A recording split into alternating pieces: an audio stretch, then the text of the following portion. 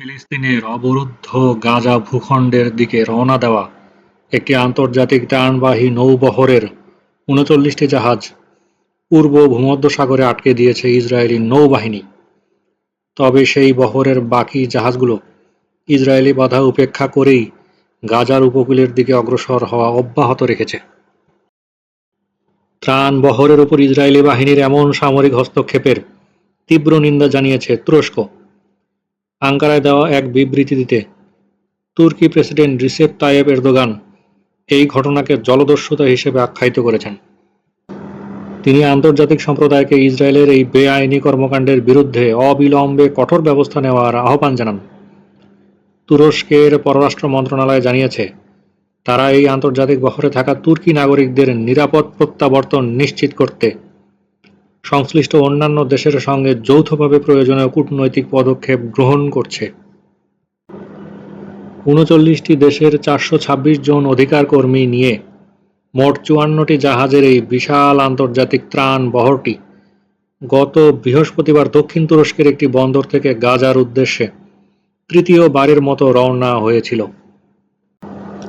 গত সোমবার আন্তর্জাতিক জলসীমায় গাজা থেকে প্রায় ২৫০ নটিক্যাল মাইল দূরে থাকা অবস্থায় ইসরায়েলি যুদ্ধজাহাজগুলো আচমকা এই বহরকে ঘিরে ফেলে এবং দিনের আলোতেই প্রথম জাহাজটিকে সামরিক কমান্ডোরা চড়াও হয়। আটক হওয়া জাহাজগুলোর মধ্যে অন্তত ৪৪ জন তুর্কি নাগরিক রয়েছেন বলে নিশ্চিত হওয়া গিয়েছে।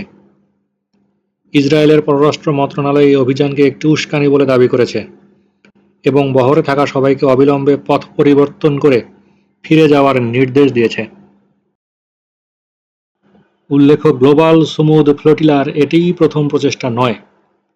এর আগে গত ১২ এপ্রিল স্পেন থেকে রওনা হওয়া তাদের একটি ত্রাণ বহরকে মাঝ সমুদ্রেই আটকে দিয়েছিল ইসরায়েলি বাহিনী এবং ১০০ জনেরও বেশি ফিলিস্তিনপন্থী অধিকার কর্মীকে গ্রিসের ক্রিত দ্বীপে জোরপূর্বক পাঠিয়ে দেওয়া হয়েছিল।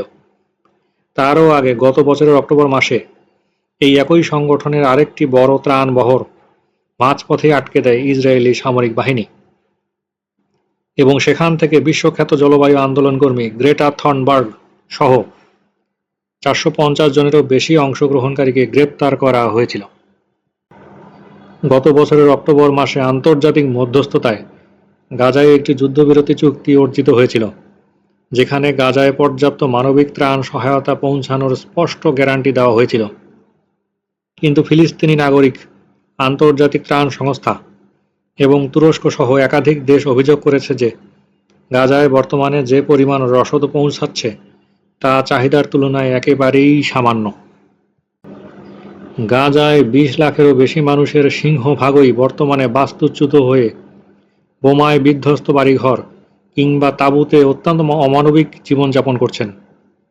তবে গাজা উপত্যকার সমস্ত প্রবেশপথ নিয়ন্ত্রণকারী দেশ ইসরায়েল ত্রাণ সরবরাহে বাধা দেওয়ার এই অভিযোগ সম্পূর্ণ অস্বীকার করে চলেছে। তাদের দাবি, ২০২৫ সালের অক্টোবর থেকে এ পর্যন্ত ১৫,৮০,০০০ মেট্রিক টনেরও বেশি মানবিক সহায়তা এবং হাজার হাজার টন চিকিৎসা সামগ্রী গাজায় প্রবেশ করতে দেওয়া হয়েছে।